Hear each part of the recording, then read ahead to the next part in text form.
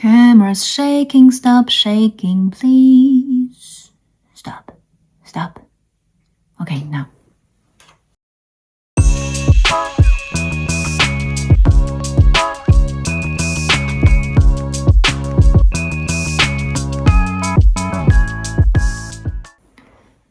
Hi guys, here's Echo from Pektis Studio. Today's video, I wanted to show you a couple of I have 5 plus 3 games, so I have 8 games here. These are, you can take it as it's a good gift to give to people who are family gamers, or it can be the game that you bring back home to play with them. So I tend to choose the game. The rules are quite easy, and the topics are more friendly and more popular, and it doesn't take very long to play. Obviously, they all kind of look great. So these are the choices that I have. But before that, I wanted to let you guys know that we currently, at Pektis Studio, we currently have a Christmas sale. And our games is not going to include it in this 5 list or top 8 list. That would be not fair. But I just wanted to let you know that you can get 15% off. Can you see that? We have Wanderlust as well as Fintastic Sea. So if you're a family player, it is probably better to get Wanderlust. It's a travel-themed sort of a racing game. And then Fintastic Sea is more complexer. It is a kind of hand management card game. So if you wanted to get one of these games, you can still hop onto our website. And right now you can get 15% off by using the code something. I'll write it here. I don't remember what it is. I think Christmas, everything in cap, Christmas 2025. I'll leave it down here. So let's hop on to the list. As I said earlier, I tend to choose these games because, first of all, they are not huge. They are not heavy. I mean, I do have heavy campaign games, but that would not make sense during a couple of times that you're visiting or a couple of days you're visiting your family. So what I choose, I have 5 slightly bigger box and I have 3 smaller box. These are, you can say fillers, but I don't see them as fillers. I see them as icebreakers, because you will understand why. So I'm gonna start with my first one, which is one of these. I constantly bring it out when new people join the group or it's the beginning of the party, and I feel like everybody kind of get to know each other. Still need a little bit of time to warm up, so I will bring out either this or that. So the first one is I always bring out is Twin It.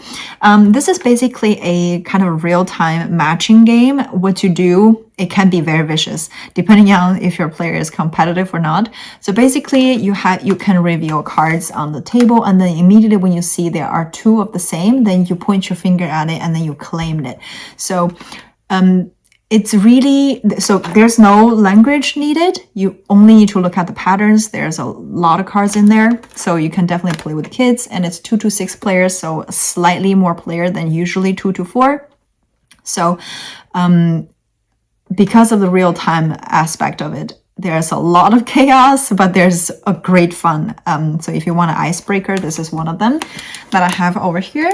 So the second game that I always bring, it is Timeline.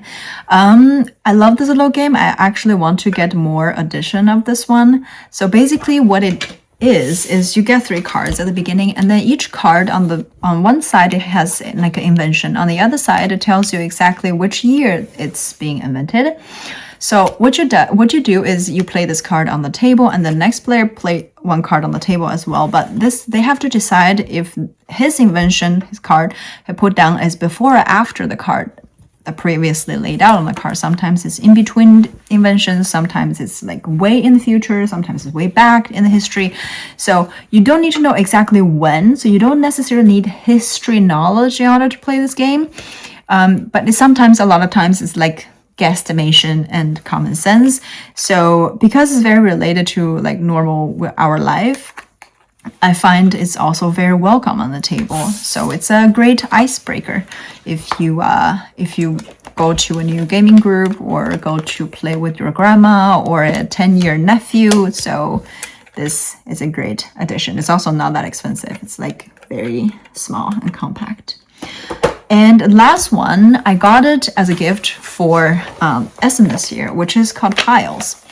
I think I mentioned it in our Essen hall, and then afterwards we played quite a lot of times. Actually, Yulian's mom always asks us to, we kind of play this quite often. It's also a real-time kind of a memory game, but it's not to the point that you're trying to match two.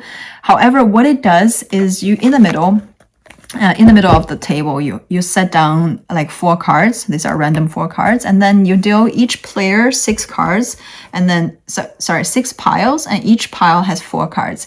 So it's a real time. So you start the timer, you set start, and then everybody starts. So what you do is you're trying to grab one pile, and every time when you take the pile and you look at it, most likely there are the cards that are all different. So I wanted to show you they're all like clothes related. For example, here are like top and then like jogging pants and stuff. So what you do is you always need to, if you want to, you have to take a card from the middle and then put down a card. So this is your action. And then you need to make sure at the end of the game, you have all of your 6 piles have identical pairs. So for example, the first pile that I have 4 trousers, and then the second pile I have 4 sweatshirts, and so vice versa. There are some memory in it, because when you look at your piles, and then sometimes you look at the further down the pile afterwards, and then you remember, oh, I actually can discard this card and put it in the middle, and then grab my second pile and take that card back.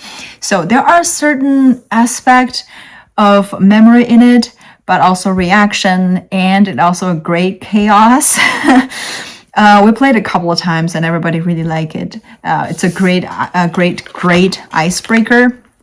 I don't have a lot of game like this, so this is the new thing that I got this year. Actually, they give us for free as a copy, so just want to mention. And it is up to 8 players. I think if you have a big family or a big gathering, I really wanted to see how is it play for 8 people, because so far I never tried it, but so far we tried it with 4 people. 3 people is all great fun. So if you guys get this, let me know. It is 10 minutes per round. So those are the 3 fillers that I have. Not fillers, like I said, it is icebreakers for the Christmas list. And now let's go to the proper top 5. So like I said, the caveat of these games are I want them to be able to play it whether you are a 8-year-old or a 50, 60-year-old grandma or mom or whoever.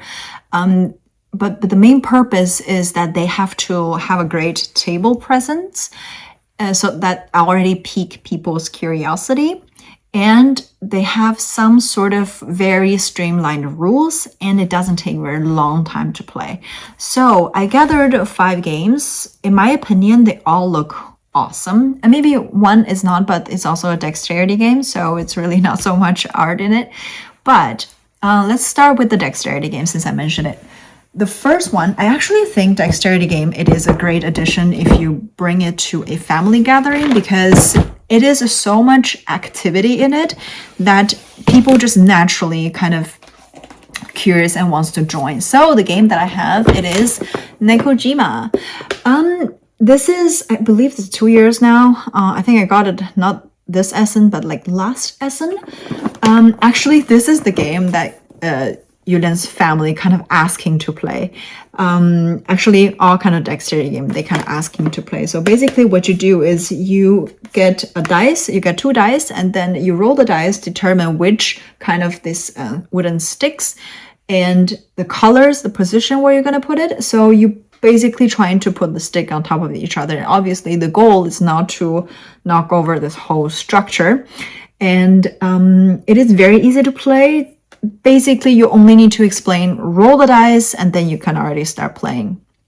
And then whenever you get a cube. The cube is indicating like which area you're going to put your sticks. And then if you get a black cube, then you're going to put a little black cat on top of the structure you just put down. So that gave a little bit more complexity. But if you don't want to do that, you can also just play with the kids, just simply put on the structure. But I think this is very easy. It also says 7+. It play about 15 minutes and it's 1 to 5 players. Oh, you can play solo. I didn't know that.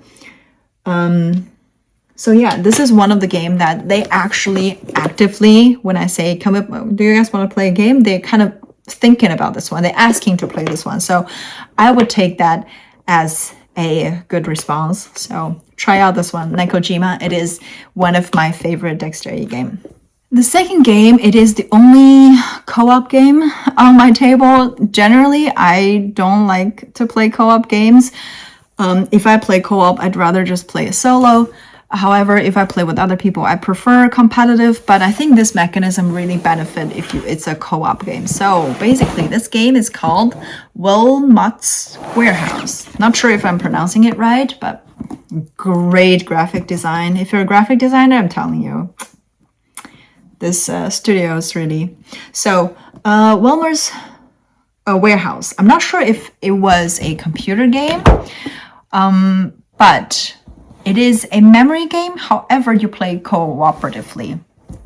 What you do is you can see, and you cannot really see, you have this board, and then on the board you have like grids. So these are your warehouse. You're trying to reveal each item and trying to come up with your own structure or system to memorize where you put your stuff.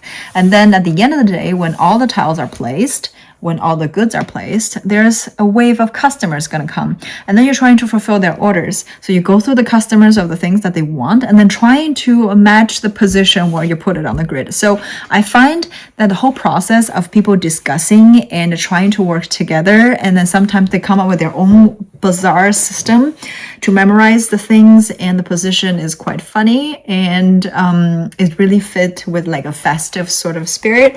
So this is the second one that mine is in German. However, I'm pretty sure you can get it in English. This is 2 to 6 plus players, so you can play, because it's cooperative, so it doesn't really matter what is the maximum amount of people. You can just, you can just play together just as a team or a family event. And it is A plus to play around 30 minutes. So far, it's actually quite hard. So far, we played it a couple of times and we never win. We always take way too long in order to find the shelf and goods. So we always lose. If you're able to win, let me know. But yeah, it is one of my favorite memory game. There's a lot of memory game, but this one, because you work cooperatively, so it's not as punishing when someone has bad memory, So that is number 2. The third game, I think it's very popular in this category. So the third game is actually Parks. So I do have the older version because personally I actually like the cover of this one. I know they have the second edition. It is like a big box edition, so it has all the expansion and all like new art and stuff, but I really do like this art. So I didn't get the new version, but essentially the game is the same. It is 1 to 5 player and 10 years and up, and it plays around 40 to 7 minutes. It is a tad more compared to the others. There's rules, but the rules still relatively simple. What I think that a family would really love this is because of the national parks and because of the so gorgeous illustrations that they offered inside the box, and also the components is top notch. I think if you bring this game on the table, people already intrigued, wants to test it, wants to play it. So if you don't know what Parks is, basically you have this trial, like hiking trials. So you have to go forward, and every time when you land on a tile, you can do certain actions, you can get some resources, and using these resources, you can try to pay these national cards on top. On all national cards, they're so gorgeous. They're so gorgeous. It's a masterpiece. I really do love those. Actually, this style of art is also the inspiration of Wanderlust, how I draw Wanderlust. That's where the inspiration come from. I think a lot of people kind of recognize that. But for Wanderlust, there's a more twist of like 70s travel posters, the airline travel posters. It's a little more vintage than Parks. However, it is a great addition to your family game kind of collection. I'm not sure how much it is. I'm pretty sure it's also not that expensive. As you can see, the box is not super huge. It's like cute big. It's not big, but it's cute big. So, yeah, great game. If you're able to get the older version, just get the older version. The newer version might be I'm not sure if it's necessary to get all the expansions if you just visit your family and trying to get them into the hobby. But yeah, one of my favorite. Next game is also travel or kind of things related. You will see there's a trend.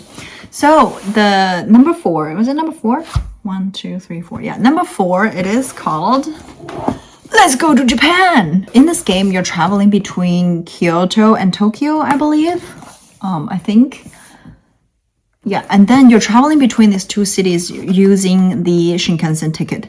And obviously you wanted to make sure that your trip kind of makes sense. So if you already traveled down to Kyoto, you wanted to have a lot of activities around Kyoto instead of travel back to Tokyo and then travel, you know, so every time when you travel with the ticket or Shinkansen, it's going to cost you something. So what you do essentially, it is trying to plan out your itinerary. I don't know how to pronounce that word. Plan your trip for each day. And then obviously each card you put in underneath that day, it gives you a certain amount of victory point. And then at the end of the day, you're trying to count how many victory point you have and certain, sometimes specific tags, either it's culture related, food related, it's going to give you different points. So it's kind of like a set collection and hand management game, which it is. It's not kind of like, I know it is.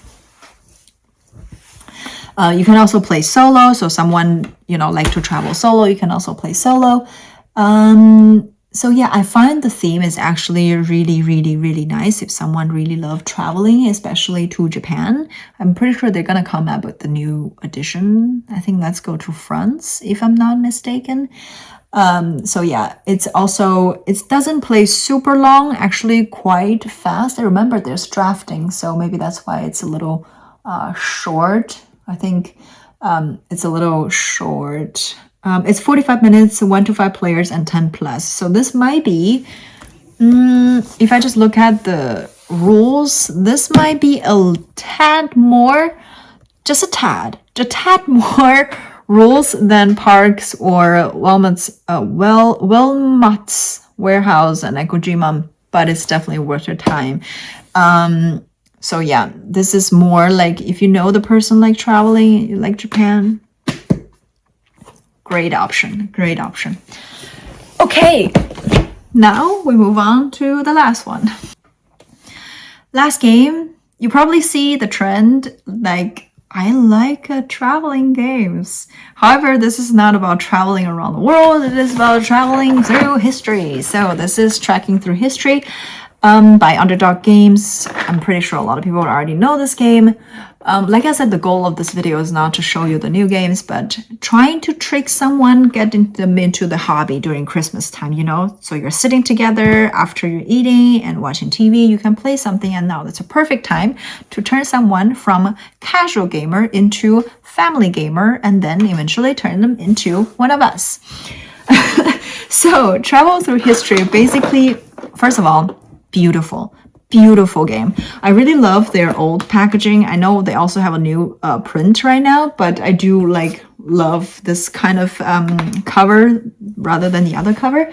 But just so you know, you might not get the same edition because there's a second print. So what you do is kind of like similar to Timeline. Basically, you're trying to, in that case, this is about inventions. However, this is about historical event. What you're trying to do is you're trying to acquire the cards that is based on the year. And then once you get the cards, you have to put it in your own tableau, but obviously in a chronological order. So sometimes you're not necessarily getting the cards that is following the year, but then you have to start a new timeline. So yeah, these cards are all very beautifully illustrated. And then the back of the cards, I can show you. The production value is like all underdog. Like all Underdog games, it is great, top notch. Inside here, there's also a play mat, I believe. The only thing bothers me is that it has insert and everything, but everything just falls out. It doesn't really matter if the insert or not. So I'll just show you 1 or 2 cards. You can see what I'm talking about. These are the event cards. You can see the historical event. So this one is lay bricks on the Great Wall of China. Hey, look at that. So great illustration, and it tells you how many victory point you get and stuff like that. So on the back side, that's the point that parents wants to get this game for your kids because it has educational value. So it tells you some like little information about the event, about, for example, this one is laid bricks on the Great Wall of China. So how does it work and how many people were, when is it built and stuff like that. So all of them actually have, if you flip over, you can see, oh, that's a player aid. You can see the knowledge that it can give you. But when you put on in your own timeline, it's basically you tucked it on top of each other. So like this, so you only see the title. However, if someone is waiting at their turn and they're bored, they can always flip over and read about it. So it is, all the cards are beautiful illustrated, and it's all relevant because it's our history and what really happened. For example, here, what do we have? Why is it all a lot of Chinese event? Commander Pirate Armenda with Zheng Yi Sao. What? You see, you learn something. Leave your handprint at Maro's Pongkep. Attend the Grand Kitano Tea Gathering. Cheer at the Asian Olympics. This I know. Perform Kabuki Theater. That is from 1629? That is so old. Okay. So yeah, this is what I'm trying to say, that you can learn something and also it's great fun. And another point, I think if you take this little tray out, oh god, it's smashed everywhere. As these little pocket watch, I think for people who like never played modern board games, when they see the production value of this, they all will be like, oh my god, this is modern board gaming. It could look like this. You will impress them. So that's what we want, right? We want to get more people into the hobby, so we have people to play with. So yeah, this is like, these are the resources that you get. Like I said, Underdog is really great production value for all of their games. So there's no worry about that. You can totally give people as a gift. It's all like, I'm not sure if it's acrylic or 3D printed. Like it feels like it's not 3D printed. But anyway, that's not the point.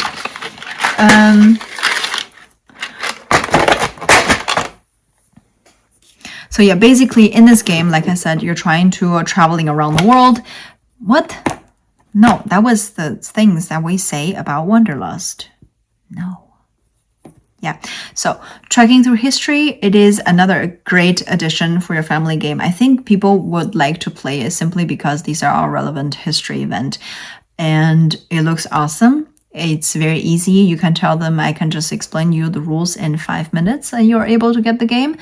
And it looks great on the table, and all of these little tactile things like little tokens and everything, people would just pick it up and look like, oh, I wanted to try this, it looks interesting.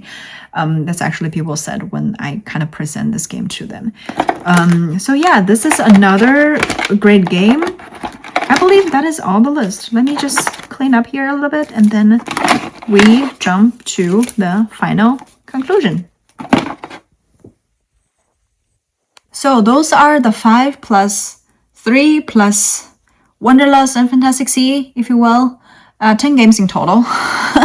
10 games in total if you wanted to have like suggestion what gift to give to other people. Like I said, it's not necessarily new things, and this list is mostly for people who, how can I say, like the situation like me, that I wanted to get more people into the hobby. So you're gonna start slow. You're gonna start with something pretty and engaging and easy and fast. And so in my opinion, these games that I just said, they had a great value when it comes to that. Not necessarily they came out this year, definitely not. But what I believe that the family game, or especially during Christmas, you wanted to find a game that everybody can join and even the kids can understand to some degree, and then even your like grandma can also join. So These are the caveat when I choose these games. So I hope this video kind of help you. This is also the first type of video that I made about top 5. If you guys are more interested in knowing about my favorite games and whatnot, I don't know if that's relevant, or do you guys even want to know about that? Let me know, write a comment, like the video, subscribe to the channel. And don't forget our sale on our website. It's 15% off with the code here. So, I also wanted to say that this is going to be the last video for 2025 in Pektis. I believe we're still going to record more video during Christmas time when Mahmoud is here. But we're going to post it at the beginning of next year. So if I don't see you guys on YouTube anymore, I'm pretty sure we're still going to see each other on Instagram and somewhere else, or TikTok or whatnot.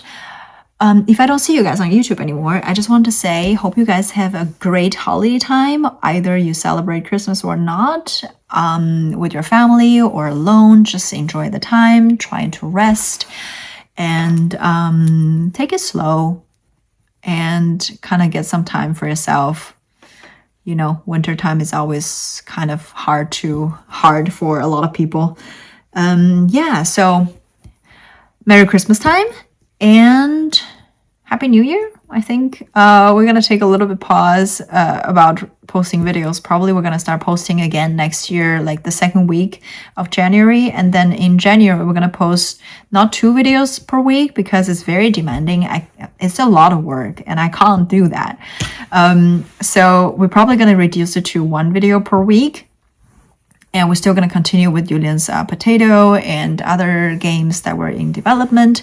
So there's a lot going on. There's a lot planned for next year and a lot of games that we're developing next year. A lot of structure, a lot of art videos going to come up because I'm still have to do Julian's potato game and also my infectious and stuff like that. It's a lot of things. I have been talking to myself, actually to a camera, for about half an hour now.